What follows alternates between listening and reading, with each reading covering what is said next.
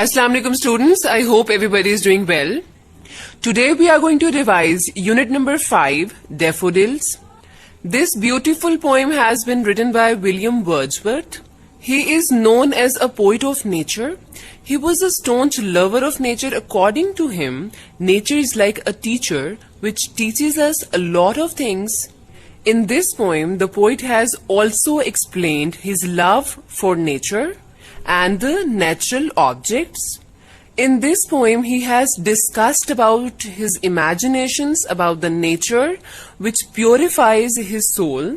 This poem shows the beauty of nature as well as the impact of nature on human being. Now we are going to read the stanza number 1.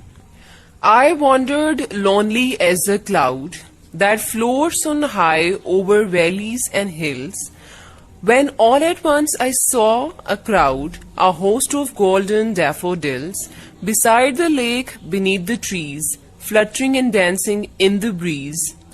In this stanza, the poet says that I was wandering, roaming, or walking like a piece of cloud in the valleys and hills. Suddenly I saw a large number of golden daffodils. Daffodil means nargis ke phool. They were growing beside the lake and beneath the trees, and they were dancing, fluttering and blooming in the breeze. In the first line, I wandered lonely as a cloud. As a cloud is the example of simile, जिसका मतलब है तशबीह देना. इसमें शायर ने खुद को बादल के साथ तशबीह दी है. Beside the lake, beneath the trees, that is the example of imagery. Imagery is important to understand the setting of the things, and in the last line of first stanza, fluttering and dancing in the breeze, that is the example of personification. Personification means an object is given a human trait. So this fluttering and dancing is associated with the man, or you may say that with the human being. So we can say that this breeze has been given the trait of the human. So it's an example of personification. Now we are going to move towards the stanza number 2. Continuous as the stars that shine and twinkle on the Milky Way, they stretched in never-ending line along the margin of a bay. 10,000 saw at a glance, tossing their heads in sprightly dance.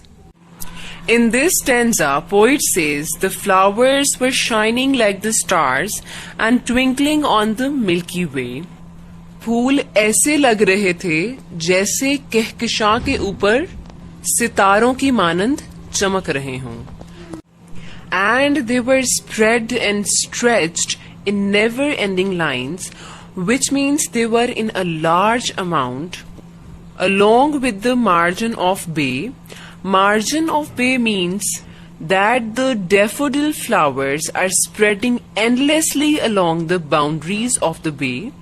In this stanza, the poet has compared daffodils with the countless stars which are spreading their shimmer in a Milky Way, and the poet says that I saw 10,000s at one glance.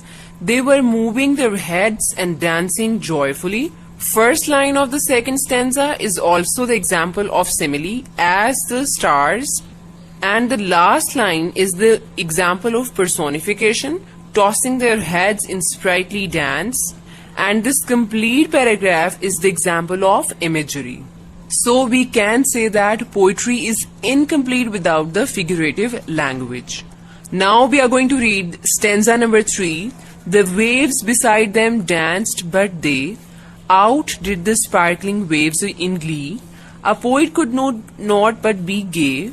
In such a jocund company I gazed and gazed, but little thought what wealth the show to me had brought.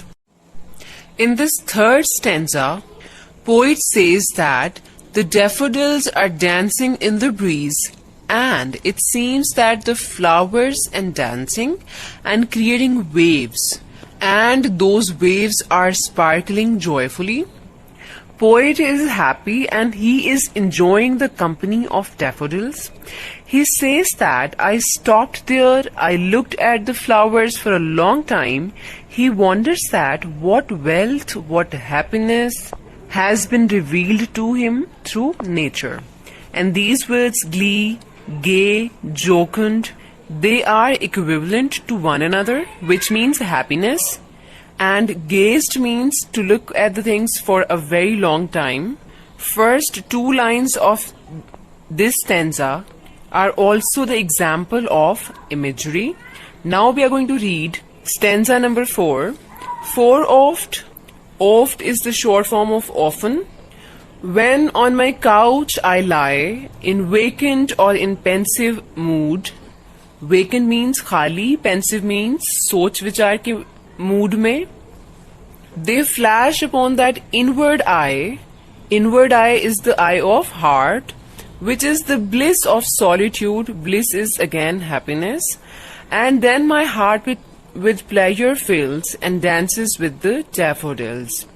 In this stanza, poet says, when I lie on my couch and I want to recall anything, the sight of beautiful daffodils comes into my heart and my heart fills with pleasure.